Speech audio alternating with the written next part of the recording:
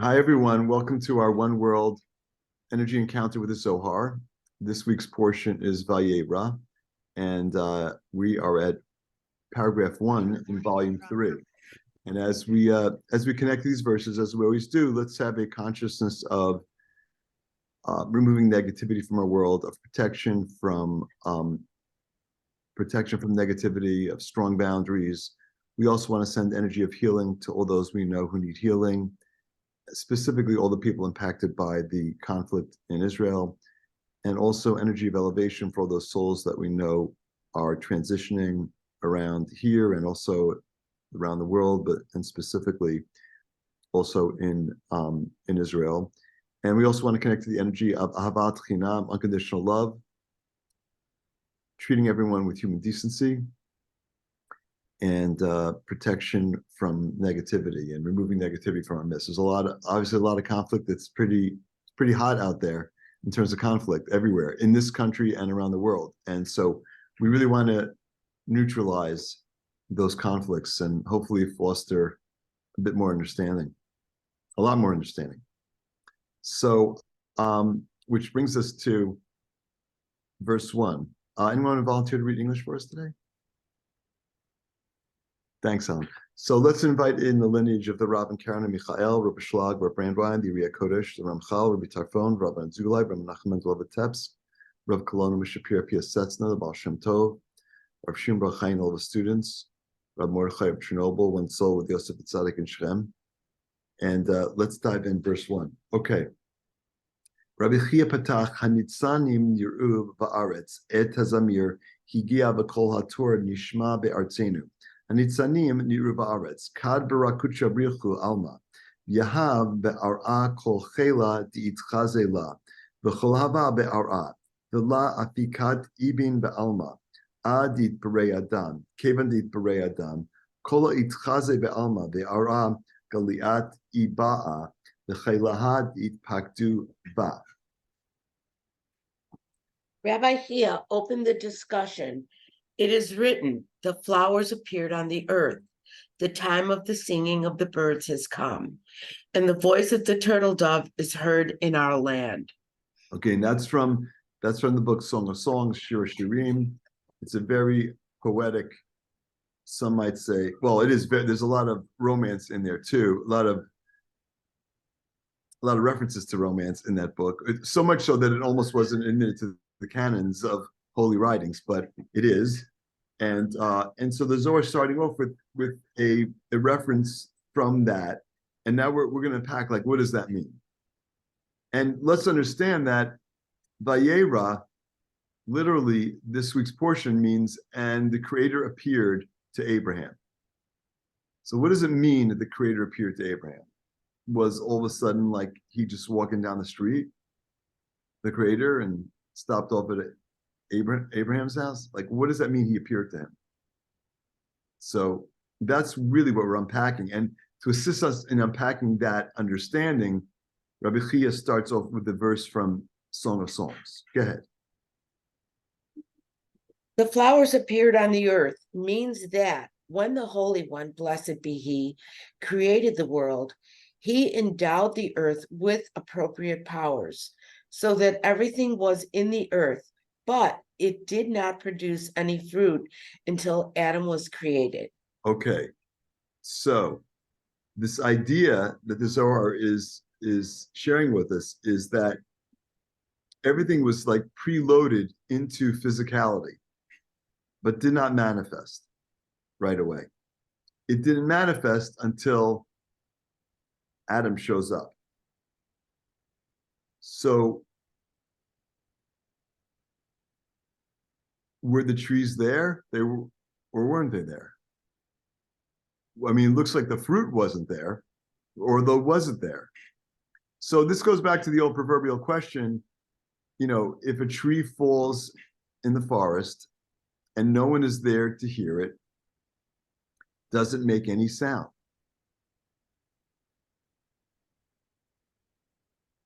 And, from a Kabbalistic perspective and even a scientific perspective, there may be energy waves, but there's no sound without an ear. So I mean, that's how the energy waves that are displaced by the tree falling are understood by us through our ears as receptors for that energy, and our brain interprets that as noise, just like my voice or your voice. So it opens up a bigger question, and that is that, you know, I'm actually working from home right now this afternoon. So is my office where I'm not there is the desk still there? Is the phone still there? Like when you leave a physical space, does it all collapse?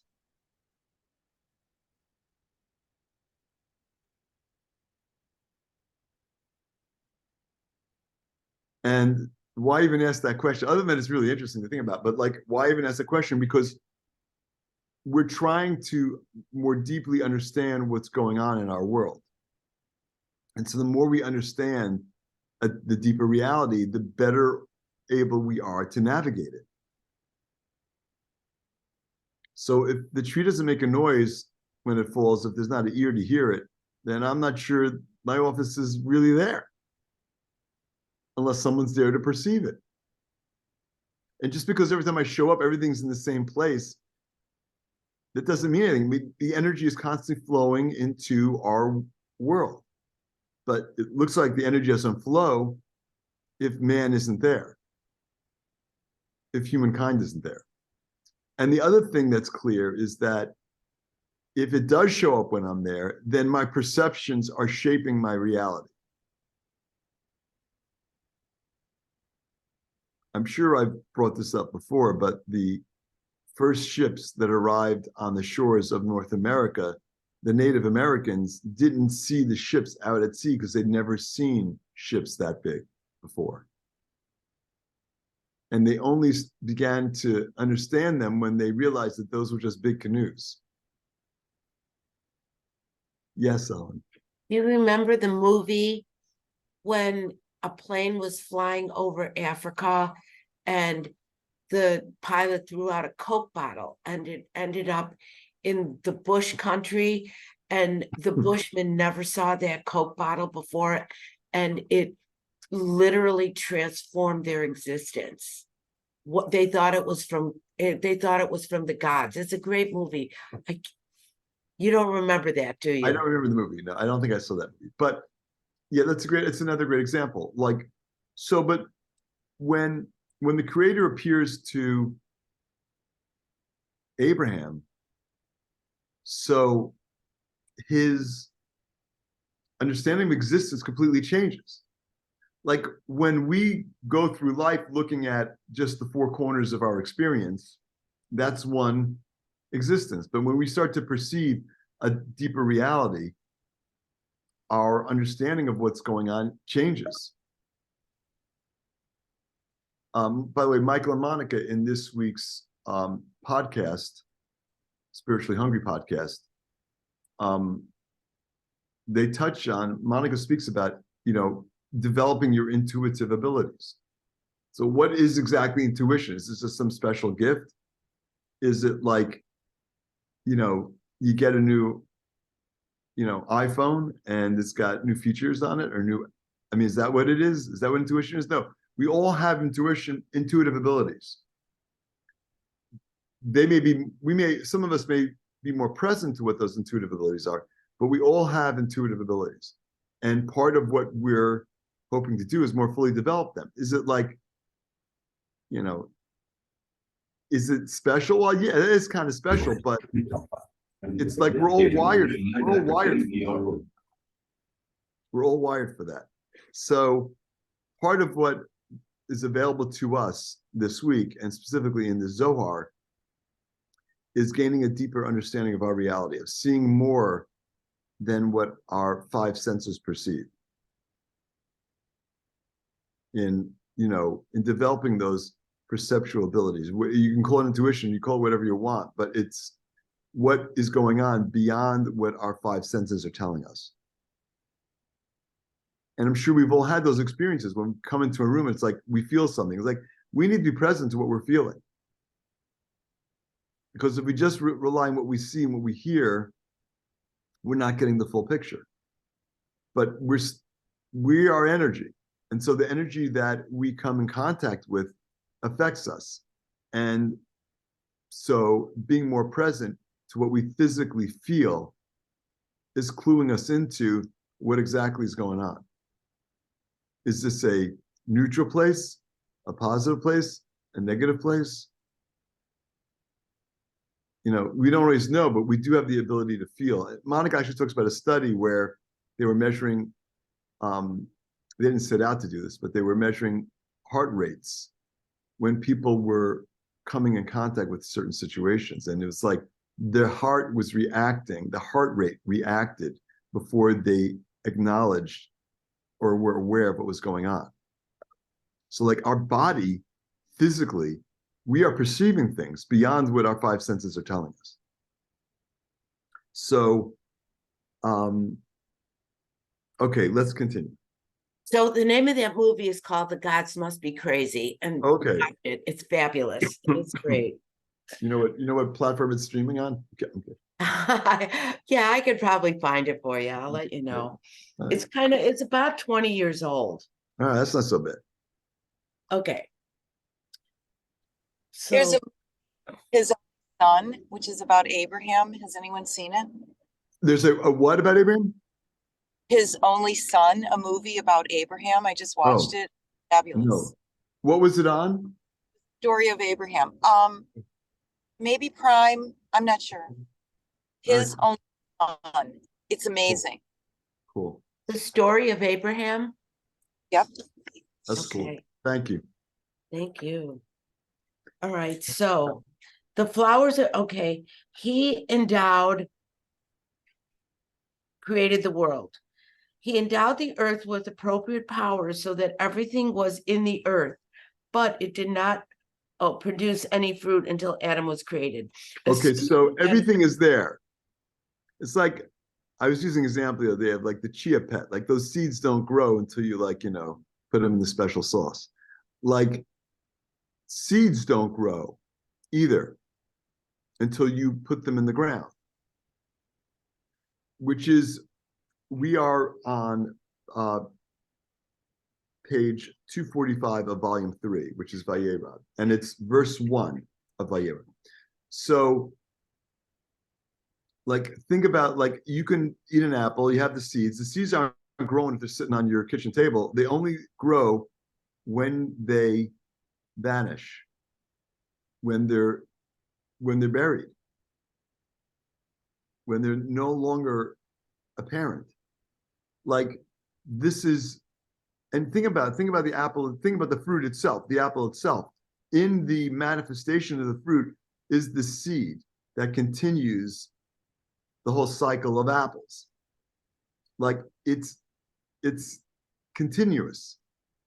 Like, there are all these things going around in nature which have all these aspects of continuity. Why we think that our souls don't continue is because we, again, lack the ability to perceive that deeper reality. Yes, Ron.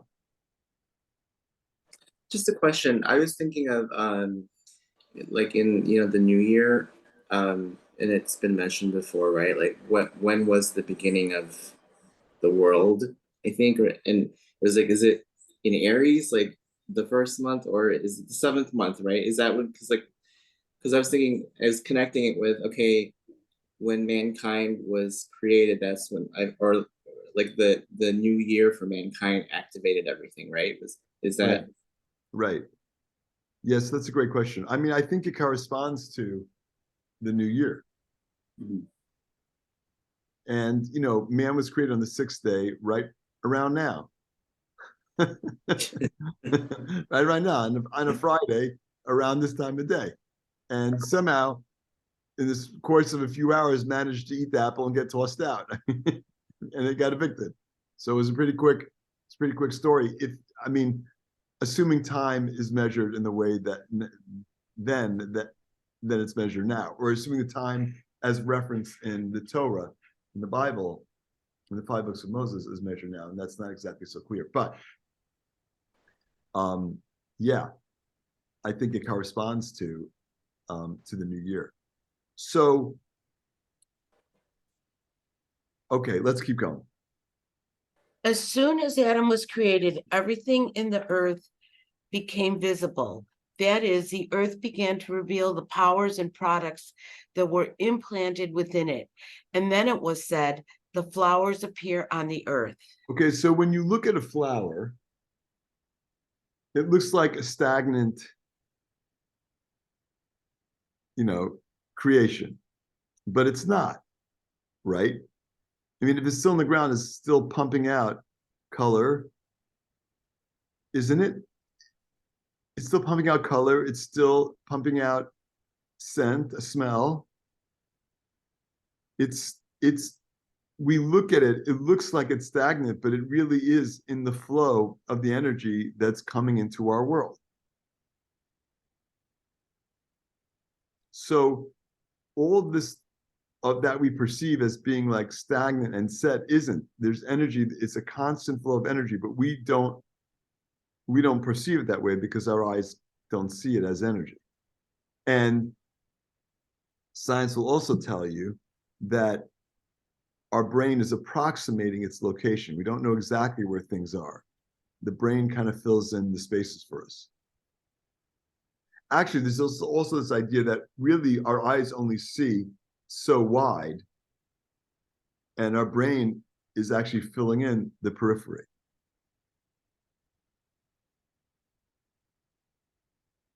So there's so much that we actually think we're perceiving that we're not. We're filling it in. Okay, let's take another one. Verse 2. And by the way, when the Zohar is referring to flowers, it's not limiting it to flowers. It's manifestation. It's fruit, it's flower. I mean, that's what it's picking. Because those are much simpler ideas for us to wrap our heads around. I mean, souls are also manifesting. And everything in between. 2. Kagabnada shamayim la yahavu chelitz le'arav ad atam adam. Hadu dichtiv v'chol siach hasadeh terem yiyeh ba'aretz v'chol esef hasadeh terem yimtza. Kilo himtir Hashem Elokim al aretz v'adam ayin la'avod et ha'adama itamaru kol inun toladin v'la itgalun ushmaya it akavu v'la'am tiru al ara. Begin the Adam ayin de la ishtakach, la itbere, vechola it akab begine. Kevan de it chaze Adam, miyad hanitzanim, niru va'aretz, vechol chayalim, it tamaru, it galiu, it yehivu va. Similarly, the heavens did not give any powers to the earth until humankind appeared. As it is written, and no plant of the field was yet in the earth, and no herb of the field had yet grown. For Hashem Elohim had not caused it to rain upon the earth, and there was not a man to till the earth, the ground. Okay, so again, it looks like our world was in suspended animation until man arrived, Adam arrived. But it was all like plugged in, like all the seeds were planted. And it hadn't rained. So again, my chia seeds are a good example because without the water, they're not growing. I mean, nothing grows without water. So it wasn't raining. So what was going on? And is it literally rain, or is it just this? I mean, we perceive rain as falling from the heavens. We don't perceive the flowers as channeling energy that's also coming from heavens. Yes, Ellen? Oh, no, I was waving at Roxanne. Okay. So again, it's like a reminder that all this energy is flowing in. And it goes back to this idea of what remains in suspended animation, meaning what remains in potential on the one hand, and what is manifest. So all the things in our life that we perceive, where we perceive lack, it's not because it's not there, it's just we haven't opened up enough channels for the flow of the manifestation to occur, the flow of that fulfillment to occur. So the more we, and why is this even important? Because the more we understand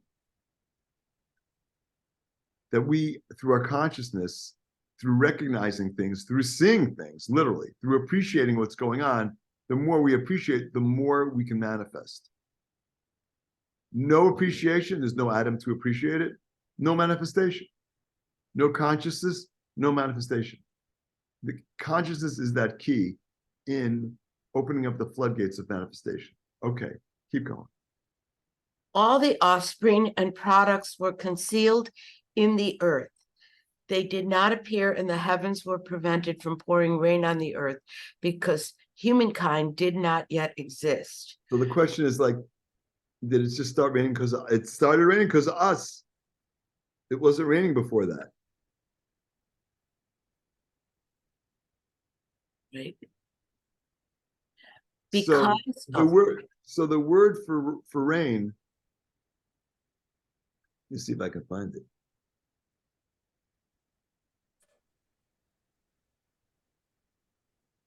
Isn't it Geshem? So yeah, it's Geshem.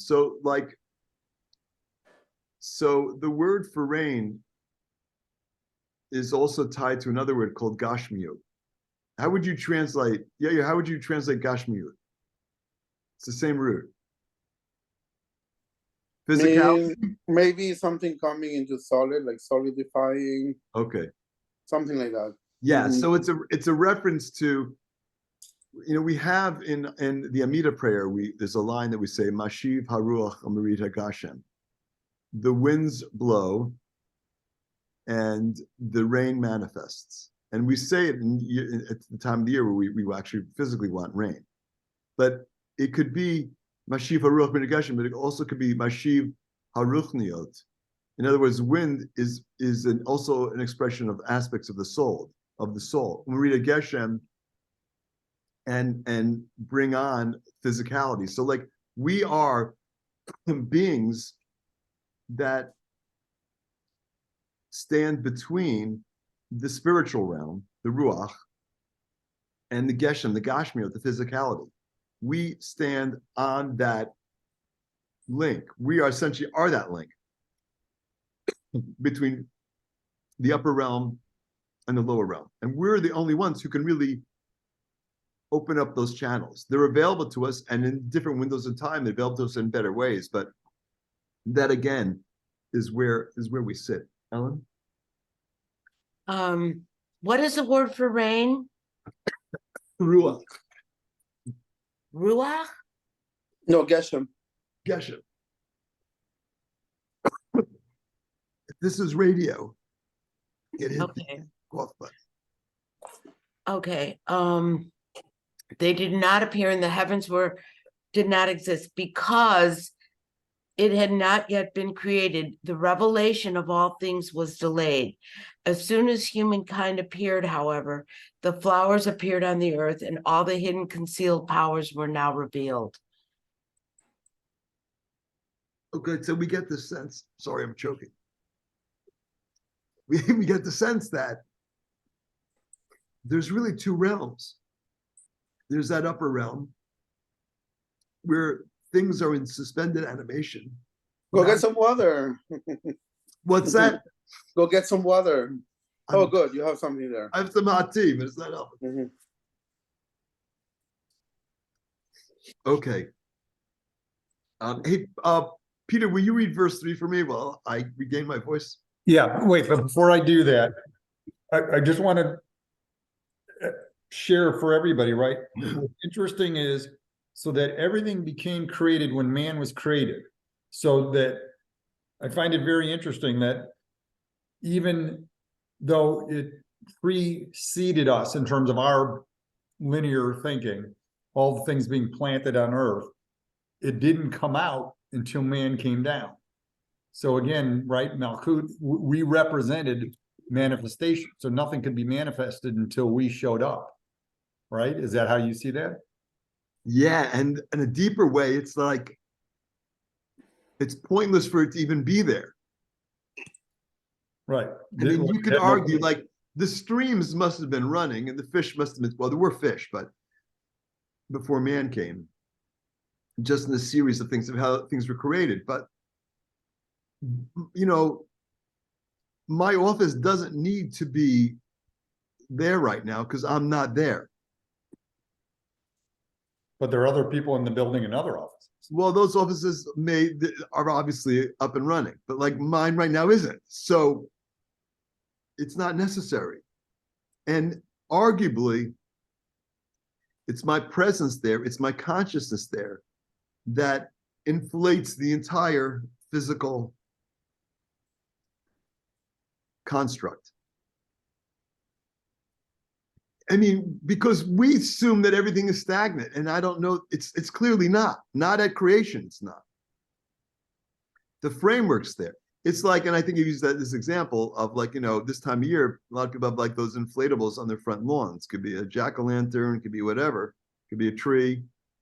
You know, it's blowing air, and when it's blowing air, it's like it's inflated. And then, you know, if the electricity goes off or they shut it off, it's on a timer, the whole thing deflates. It's not there. And to a certain degree, that's our reality. Our conscious. And by the way, quantum physics backs this up. When things are observed, they act differently. And aspects of reality at a very microscopic level completely collapse when they're not observed. So, I mean, interesting, but like, what does it mean for us?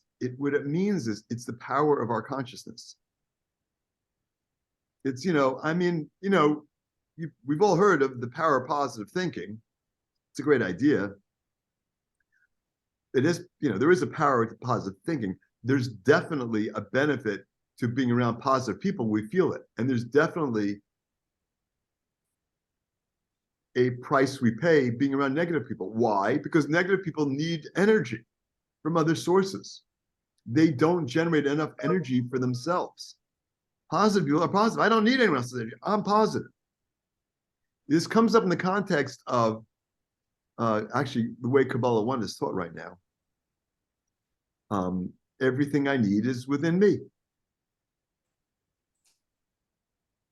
It's this idea that if my whatever lacks I feel, if I rely on externals to complete me, to make me feel fulfilled, then the minute that external is not there, I'm unfulfilled, as opposed to everything's inside, everything I need is within me. I don't need anything outside to be fulfilled. I have everything I need within me. And the discovery is about me discovering me. And part of that me is my consciousness and understanding that I have a spark of the creator within me. So in a much deeper way, yes, the creator appeared before Abraham, but the creator's always there. So the creator just, take away the invisible cloak for a second, or did Abraham just perceive that deeper reality that we all possess? Maybe not to the degree of Abraham at the moment, but we all possess the ability to perceive that deeper reality. And the more we perceive it, the more we actually manifest it. Okay, Peter, can you read for me? I can. Et hazamir higia, the itakaf tikuna, the tushbachan, zamra kame kuchaberchu, madala ishtakak ad la itbere adam, vakol hator nishma ba'artzenu, da mila the kuchaberchu de la ishtakak be'alma, ad the itbere adam. Kevan the ishtakak adam kola ishtakak. So along these lines, before you read the English, along these lines, like when you are around people, we're physically with people or connected to them, or even talking to them on the phone, you are connecting with them consciously. That's your consciousness. When you're not around people that you feel that distance. And then our mind starts to create all kinds of movies as to what's going on with them or how they're thinking about us or how they're thinking about themselves. because the connection isn't there, the consciousness isn't there, the connection isn't there, and we're disconnected. All you have to do is have a phone call or meet in person, and you reconnect, and it's like, yeah, why was I thinking about that person in that way? And the opponent is going to definitely try and create divisiveness among people. Because when I am in my enlightened consciousness and I'm connected to the light, I am connected to everybody in a positive way. But when I allow the opponent to take me down a notch and make me think about lack and make me, inject all this negativity, that's what's running around my head. I'm now disconnected from this collective consciousness. So the more we are in an enlightened consciousness, actually the more connected we are with the light and with everyone else is connected to the light. So when it comes to, this is just really exploring all these aspects of consciousness and how we think and what we allow in, especially now when there's so much negativity that's out there, and because of social media, it's literally bombarding us if we allow it to. And we're the only ones that controls that consciousness, our own consciousness. So we really need to set up boundaries to make sure that we are staying in an elevated place, not in a way that just like doesn't realize that there's challenges in the world. No, we have to know what's going on. But we also have to limit our exposure, because there's a tipping point where the opponent just takes over our heads and just starts, piling on the negativity. Okay, Ellen, 3. The time of the singing of the birds has come means that a recital was composed of songs and praises to the Holy One, blessed be He. So one of the things that Michael and Monica talked about in Spiritually Hungry this week was this idea that elevated souls can hear messages coming from all kinds of places. So this comes up in the portion of Balak, which they cite, when Balak is actually hearing what his donkey is saying to him. Excuse me, Bilam is actually hearing what his donkey is saying to him. Was the donkey fluent in Aramaic or whatever the native tongue was? No. He could understand. I mean, he could understand what his donkey was saying to him, how he was communicating to him. And Michael also gives the example, like there are souls that can hear the messages from trees. Like everything around us is sending us messages. It's a very busy communications highway. Reality is our senses just filter out what we can handle. But the more we grow in our perceptive abilities, the more we'll pick up in terms of what it actually is being communicated. Okay. You know what's so interesting? That sometimes at night when I have walked, on the street and I hear the grasshoppers, there are times that they sound like they're in distress. It's not like the nice, even call that they do, but it's more like more like a dissonant type of song or call that they do. And I'm like, I immediately pick up on that. And I don't know what that is, but I have picked up on that before. Right. Well, I don't know who the natural predator of the grasshopper is, but that may be their warning. Mm-hmm. Early warning signal. It could be Or that. are they warning us? I mean, you can, I can't hear it in the grasshoppers. It's amazing that you can do that. And because we can hear the change in pitch. Mm-hmm. But like, dogs give off different barks for different situations. Mm-hmm. They bark one way when they're happy. They bark another way when they're threatened. It's a different bark. Let alone, you can tell when you approach a dog whether they're feeling threatened or not by looking at their tail. If it's wagging, they're happy to see you. If it's not wagging, be careful where you put your hands. In my personal life, whenever I see like a spider cross by me on the floor, I'm like, oh, I need to be careful about something. And it's always almost like 99% of 100 times, it's like giving me a warning about something. Of So I course. start being careful, and I kind of Of like, course. I will see something or something will happen. I'll be like, oh, that's what it was. Right. It's not, I mean, it's definitely the things that we see and we encounter. If everything's happening for a reason, then there's a reason why that's there.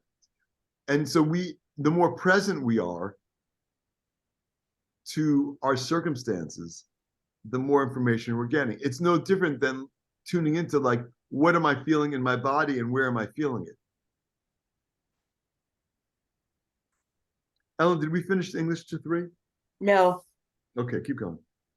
this was not done before humankind was created, and the voice of the turtle dove is heard in our land. This is the word of the Holy One, blessed be he, which did not exist in the world before humankind was created. But as soon as Ham appeared, everything appeared. Okay, so as soon as humanity shows up in the earth, everything shows up. And again, it's kind of a repeating theme, but one way of looking at it was like it wasn't necessary. The other thing, the way of looking at it is that our perception is what shaped that reality. Our consciousness is what brought all those things into manifestation. Verse 4, Batar dechata kola is talak me alma, v'itlatya ara, harutiv, arura hadama avurecha, v'gomer, uchtiv, ki ta'avod et ha'adama lo tosef, tet kocha lach v'gomer, uchtiv, v'kotz v'dar dar tatzmiach lach.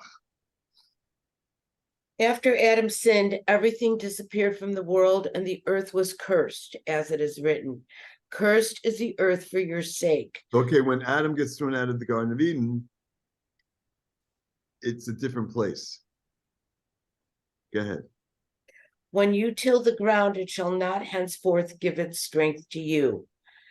And thorns also and thistles it shall bring forth to you. So, like, what happened? Well, they fell on their consciousness, Adam and Eve. And you can look at it like as it's described, there is a sin and then there was consequences. There's crime and punishment. We look at it in a deeper way, in that there's consequence, there's cause and effect. Like, our consciousness definitely controls our reality, but everything we do has an effect. There's cause and effect. And so because they act in a certain way, the reality of the world adapted to it. And that's what we're stuck with right now. And so it comes out like looking like, well, Adam was, was in an agrarian-based society. So of course he's working the fields. And so it's expressed that way. But in this context, the field is physicality. And the thorns and the thistles are the challenges that we have. And why is that? Because the challenges that we have are there to assist us in elevating our souls. Both our individual challenges and the global challenges are there to assist us in our souls. So how do I know what I need to do? Where are my challenges? Those things I need to work on.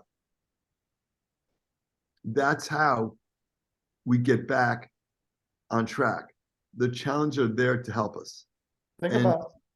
Yes. I'm sorry. Think about this, really interesting, this paragraph, the thorns and thistles. So the minute he fell, there were thorns and thistles. It takes us a long time to figure out, and with the help of Kabbalah, we've come to understand that the challenges are what brings us, as you were saying, brings us back, trying to get us back to the Creator. Here it is. This is where it was. And we take years to get to the point to understand we need to do this work. Right? These are all opportunities. Absolutely, because the opponent is in our way saying, oh my God, what a break. You're not catching any breaks, are you? You're not catching any breaks, are you? I'm saying we didn't know. What I'm really trying to say is that paragraph shows us that it was put there for us for the opportunity to overcome. And I'm saying we take forever to learn that we need to learn that we are the cause and we need to take those opportunities to change. I'm saying I'm just like, boom. Absolutely. Yeah. It's like, can I get a break? You got a break. That challenge is your break. That challenge is there to assist us in moving, in elevating. And so it's like, again, that's where our consciousness needs to be. It's like, how are we going to look at that challenge? As the opportunity that it is, or as like, you know, I'm not catching any breaks. Then we want to look at it as the opportunity that it presents us with to work on something and to elevate our soul. Okay. Real quick, I saw somebody had like a meme. It was a reel, and it was a coffee cup, and the question was, is it the cup half? Do I look at the cup as half full or half empty? And what she said was, I'm grateful to have the cup, which is a great, right? Right. The vessel, for sure. Yeah. Awesome. All right. Thank you all. Shabbat shalom. Love you all. Shalom. Shalom. Shalom. Thank you.